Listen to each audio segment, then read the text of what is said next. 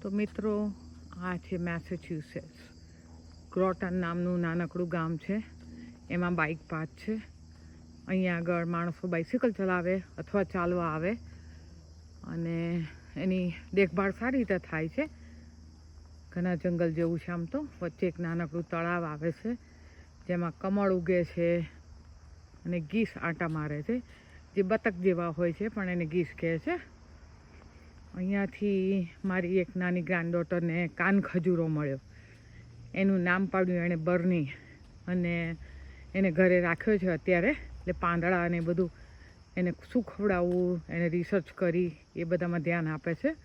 અને એમાં એટલી બધી ઇન્ટરેસ્ટેડ છે, અમને બીક છે કાન ખજૂરાને કંઈ થઈ જશે તો બરાબરનું અમારા માથે ડિઝાસ્ટર આવી જશે. એ બર્ની ભાઈ અત્યારે તો આરામ કરે છે અંદર. એને જોડે લઈ આવો તો, પણ અમે કહ્યું કે જો નીકળી જશે ને હાથમાં નહીં આવે તો તું પાછી રડીશ. અહીંયા સાપ પણ જોવા મળે છે. એ ગાર્ડન સ્નેક કહે છે, અથવા પાણીના સાપ. પાણીમાં જતા રહે. એ કોઈને હેરાન કરતા નથી અને ક્યારેય કશું સાંભળ્યું નથી એના વિશે. અત્યારે 15મી ઓગસ્ટ લગભગ સાંજના 6 વાગ્યા છે, એટલે બહુ વસ્તી નથી દેખાતી. પણ તમે સવારે આવો તો સિનિયર સિટીઝન સાયકલ ચલાવતા હોય, મમ્મીઓ હોય પોતાના છોકરાને પ્રામમાં લઈને નીકળતી હોય ચાલતી ચાલતી. બહુ સેફ જગ્યા છે. અહીંયા સ્નો પડે ત્યારે તમારે ચાલવાના કોઈ દીદાર રહે નહીં બાકી. પણ આમ ખરેખર ખૂબ સુંદર ને મજા આવે એવી જગ્યા છે. આટલી સરસ જગ્યા, એના જ પૈસા, અહીંયા આજુબાજુની પ્રોપર્ટીના એના જ પૈસા છે. અને હમણાં જો 2 સાયકલ લઈને નીકળે છે. રસ્તો સાંકડો હોય એટલે એ લોકો નીકળતા હોય ત્યારે આપણને ખબર ના હોય ને પાછળથી આવતા હોય તો એમ કે ટુ યોર લેફ્ટ, એટલે તમારી ડાબી બાજુ અમે જઈએ છીએ. એટલે તમે ધ્યાન રાખજો ફરવામાં. ઊંધા ફરો તો ધ્યાન રાખજો. નાના છોકરા સાયકલ લઈને જતા હોય તેને બરાબર જવાબદાર નાગરિકો સંભાળીને જ રાખે કે કોઈને આડા ન આવે, એને વાગી ના જાય. પછી આવીએ પાછા બર્નીની વાત, કાન ખજૂરાની. એ ઘરમાં ખોવાઈ ગયો. એમાં તો બરાબરની તકલીફ થઈ ગઈ હતી. અચાનક મળી આવ્યો મોટી ગ્રાન્ડડોટરના પગ ઉપરથી, એટલે પાછો એને ડબ્બામાં મૂકી દીધો. પહેલાં નાના બાબાએ કાઢી નાખ્યો તેમાંથી, એટલે ફરવા માંડ્યો હતો ઘરમાં. પણ લકીલી કોઈના પગ તળે નથી આવે. એટલો ઝીણો છે કે 1.5 સેન્ટીમીટર જેટલો માન છે, સફેદ રંગનો છે. આ ઝાડીઓ જોઈને મને ગોંડલનું ગામ યાદ આવે છે. ગોંડલમાં રાજાએ વર્ષો પહેલાં વૃક્ષો એવી રીતે વાવ્યા હતા કે તડકામાંથી બચી શકે, માણસો ચાલી શકે સારી રીતે, અને આજુબાજુ ઘટાટોપ હોય. આ ઝાડ તો નેચરલી ઉગે છે, સડી પણ જાય છે સ્નો પડે એટલે, પણ પાછા બીજા આજુબાજુમાં ઉગતા જ હોય છે. બીજું, અહીંયા આગળ એક બાજુમાં ખૂબ જ ધ્યાન રાખવું પડે. એમાં પોઈઝન આઈવી ઉગતી હોય છે.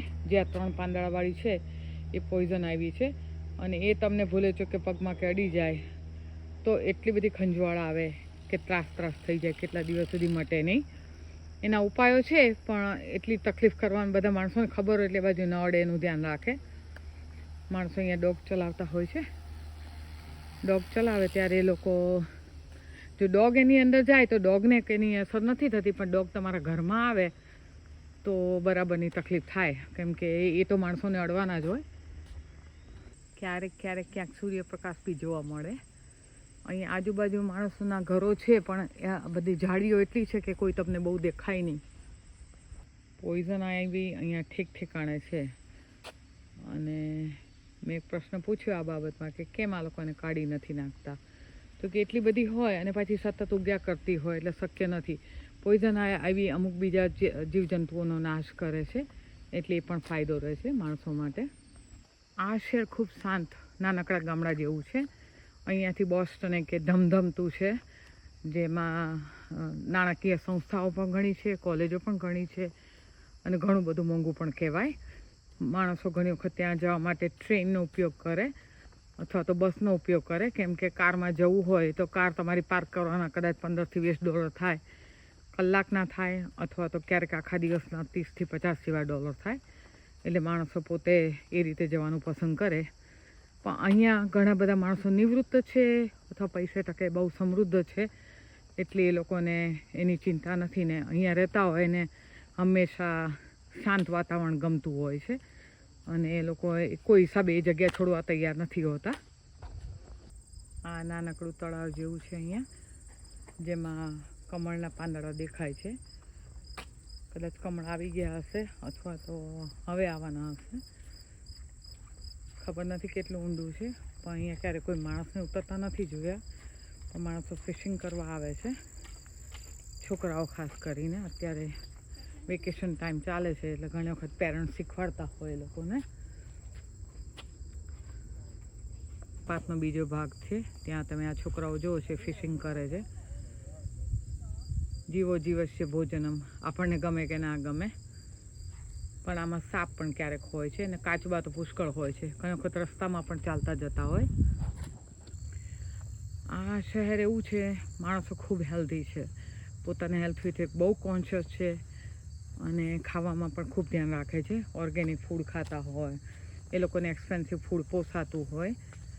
અને અહીંયા આ લોકો ખાસ કરીને મકડોનાલ્ડ કે કેન્ટુકી ફ્રાઈડ ચિકન કે એવું કશું થવા નથી દેતા. એને કારણે આ લોકોના ટેક્સ બહુ વધારે હોય છે. એ બધા સ્ટોર હોય તો આ લોકોને ટેક્સ ઓછા ભરવા પડે, પણ એ લોકો પસંદ કરે છે કે અમે એ પ્રાણીઓને કે પક્ષીઓને સારી રીતે ટ્રીટ ના કરતા એવા સ્ટોર અમારા શહેરમાં આવવા ના જોઈએ. એટલે આ લોકો બહુ ભણેલા ટાઈપના માણસો, જે સમજુ હોય છે અને ખૂબ જ સારી રીતે વર્તે, સારી રીતે બિહેવ કરતા હોય. રસ્તામાં મળે તો તમને હાય ચોક્કસ કહે. આ વૃક્ષો કેટલા ઊંચા છે, તમને ભાગ્યે તડકો જોવા મળે. વિન્ટર આવે ત્યારે બધા ખરી જાય એટલે તમને આજુબાજુ શું જગ્યા છે દેખાય. ઝાડ કેટલા જો ડાળખા તૂટી પડ્યા હોય, સુકાઈ ગયા હોય, એટલે પાછા નવા પેદા થયા કરે, એટલે કોઈ ઉગાડવાની જરૂર ના પડે, એ ઉગતા જ હોય છે. આજે અળસિયા કહેવાય કે વોમ કે અહીંયા એને ઓલા હૂકમાં ભરાવીને અંદર પાણીમાં નાખે એટલે એને ખાવા માટે ફિશ આવે. અત્યાર સુધી પકડાઈને there are turtles. I can see turtles from the farther. તો મિત્રો, આ સાથે વિરમું છું. Please like, share and subscribe. તમારી કંઈ બીજી ફરમાઈશ હોય તો જણાવજો, કોમેન્ટ બોક્સમાં લખજો. ક્યાંથી જોવો છો એ લખશો તો સારું રહેશે, મને ખ્યાલ આવે કે તમે ક્યાંથી જોઈ રહ્યા છો વિડીયો. ચાલો ત્યારે, બાય.